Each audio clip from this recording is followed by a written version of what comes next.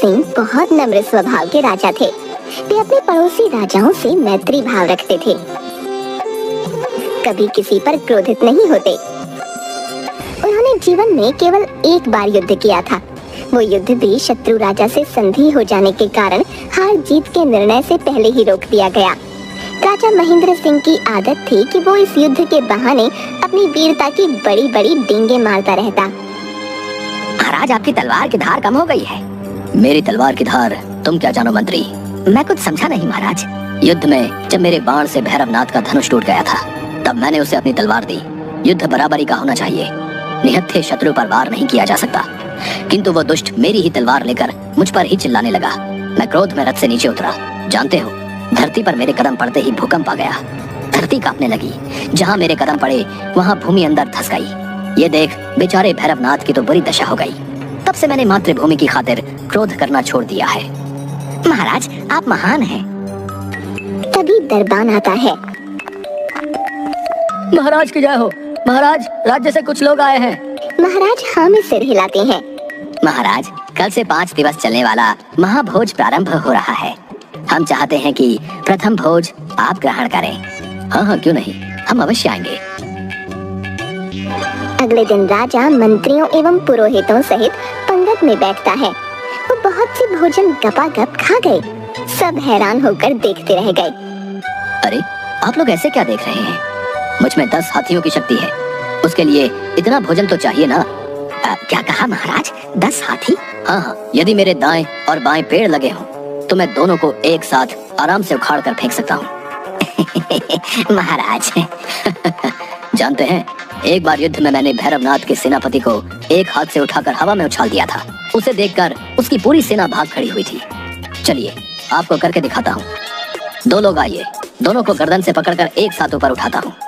इसी बहाने भोजन भी पच जाएगा। नहीं नहीं महाराज, हम जानते हैं आप बहुत ताकतवर हैं। संध्या समय राजा रानी के साथ बगीचे में टहल रहे थे। रानी, मेरे राज में मौज कर लो। तुम बहुत खुश नसीब हो जो मेरी रानी हो। महाराज आप भी ना।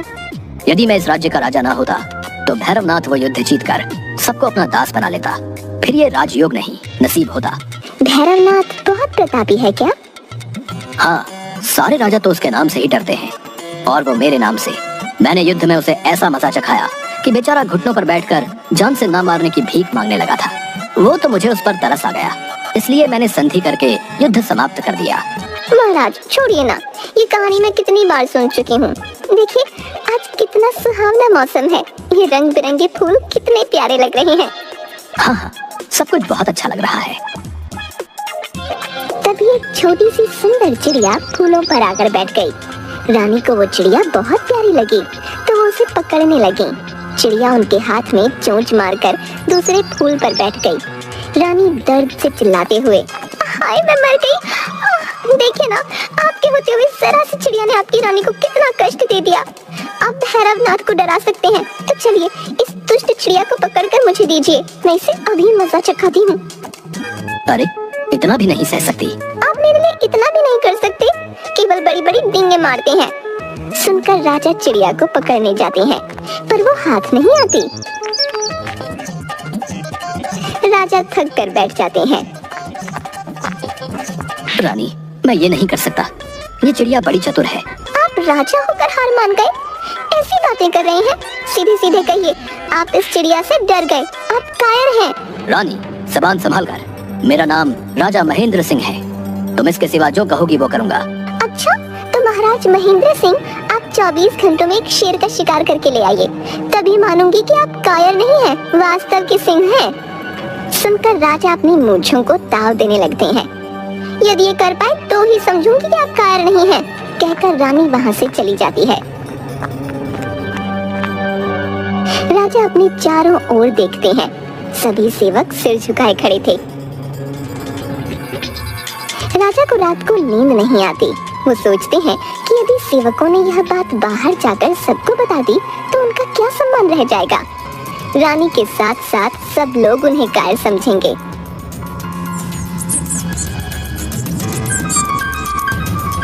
अगले दिन मंत्री राजा के पास आता है। महाराज, मैंने सुना है महारानी ने आपको शेर का शिकार करने के लिए कहा है। लगता है ये बात पूरे राज्य में फैल गई। 24 घंटों के भीतर शिकार करना है, शीघ्र निकलना पड़ेगा। महाराज, मुझे ये बात कल रात ही पता चल गई थी। पूरी तैयारी कर ली गई है, आप जब चाहे चल सकते हैं।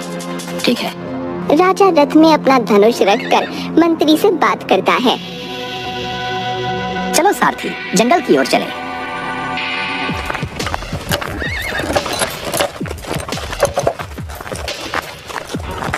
राजा का रथ और कुछ सिपाही जंगल में पहुंच जाते हैं।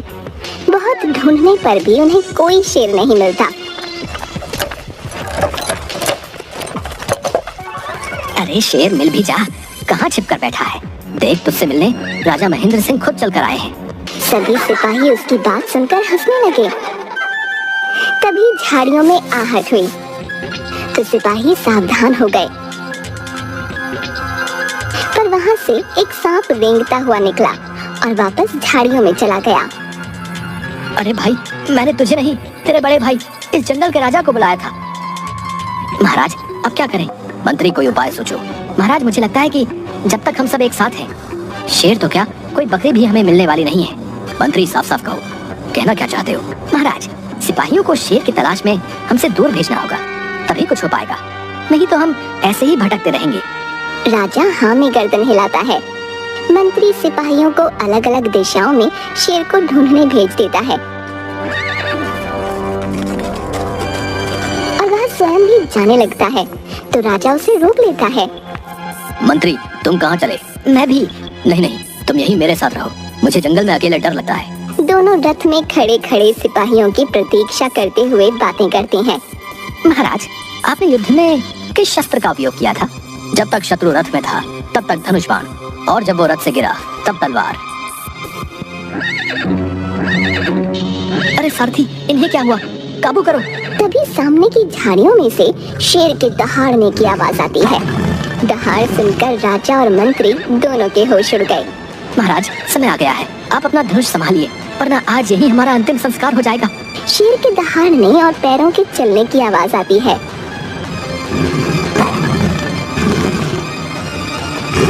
मंत्री, बाण तुम चलाओ, मेरा निशाना थोड़ा कमजोर है। महाराज, मैं। हाँ, तो मैं केवल तलवार चला सकता हूँ। शेर जोर से दहाड़ता है। मंत्री रथ में से धनुष उठाता है, पर वहाँ बाण नहीं थे। महाराज, बाण कहाँ है? मैं क्या जानूं, यही होंगे, ध्यान से देखो। लगता है आप तर्कश रखना ही भूल गए। तभी शेर दहाड़ता हुआ पत्तों में से निकलकर सामने आ गया। घोड़े रथ को लेकर अंधाधुंध भागने लगे।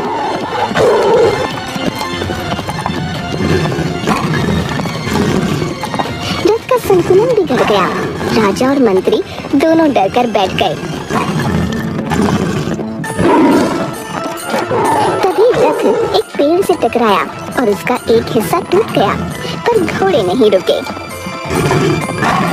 राजा और मंत्री दोनों नीचे गिर गए और राजा का मुकुट दूर जा गिरा। महाराज, आपका मुकुट, आपका सम्मान। अरे मंत्री, छोड़ो मुकुट और सम्मान, पहले जान तो बचे।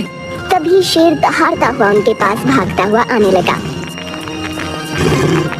महाराज, मैं और नहीं भाग सकता, चलिए किसी पेड़ पर चढ़ जाते हैं। मुझे ऊंचाई से डर लगता है, मैं केवल भाग सकता हूँ। मंत्री ने पीछे मुड़कर देखा तो शेर भागता हुआ आ रहा था। एक ऊंचा पेड़ आने पर वो उस पर चढ़ गया। जब राजा ने पीछे मुड़कर देखा तो मंत्री नहीं था। धोखेबाज कहीं का, मरने के लिए छोड़ गया। राजा के बाल बिखर चुके थे, वो हाँफता हुआ भागे जा रहा था और शेर उसके पीछे पीछे।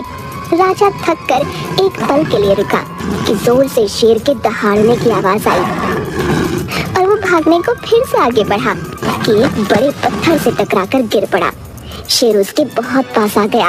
वो उस पर आक्रमण करने के लिए ऊंचा उछला। राजा ने डरकर आंखें बंद कर ली। शेर के जोर से दहाड़ने की आवाज आई। राजा ने आंखें खोलकर देखा कि दूर से एक जाल आकर शेर पर गिरा और वो उसमें फंस गया। राजा की जान में जान आई। तभी मंत्री और सिपाही वहां आ गए। दो शिकारियों ने जाकर शेर को जाल सहित एक पिंजरे में डाल दिया। क्षमा महाराज, मुझे आपको संकट में छोड़कर जाना पड़ा। यदि मैं ऐसा नहीं करता तो ये शेर हम दोनों को मार डालता। मंत्री, इतनी जल्दी ये शिकारी तुम्हें कहाँ मिल गए? महाराज, मैंने इन्हें पहले ही बुला लिया था। शेर का कुछ पता थोड़ी है, बाण लगने से मरे न मरे, किंतु ये शिकारी हम तक पहुँचे नहीं, इसलिए मैं इन्हें देखने गया था। अच्छा, और तब तक मैं मर जाता मैं तो हमारे प्राण बचाने के लिए ही गया था। तभी एक सिपाही आकर राजा को उसका मुकुट देता है और सभी लोग घोड़ों पर बैठकर वापस महल की ओर जाते हैं। महाराज आप चिंता मत कीजिए, जंगल में जो कुछ हुआ वो किसी को कभी पता नहीं चलेगा। मैंने सब इंतजाम कर दिया है। महल पहुंचने पर शंखनाद होने लगा। सुनो सुनो सुनो, महाराज महेंद्र सिंह ने सिंह का शिकार किया है, उसे पिंजरे में कैद कर लिया है। तभी रानी दौड़ी आई, वो महाराज की आरती उतारती है। वाह महाराज, मान गए आपको, आप वास्तव में महेंद्र सिंह हैं। उसके जाने के बाद मंत्री धन्यवाद, तुमने मेरा सम्मान बचा लिया। महाराज मैं आप ही का मंत्री हूँ, पर अब शेर का क्या करना है? इसे यहाँ रखने में बहुत खतरा है। चिंता मत कीजिए महाराज, वो पिंजरे में कैद है और कुछ देर बाद शिकारी उसे वापस जंगल में छोड़ देंगे। बहुत अच्छे मंत्री, मेरे साथ रहकर तुम बहुत चतुर हो गए हो। महाराज मैं आपकी बराबरी नहीं कर सकता, आपके क्या कहने, आप बहुत प्रतापी और महान हैं महाराज।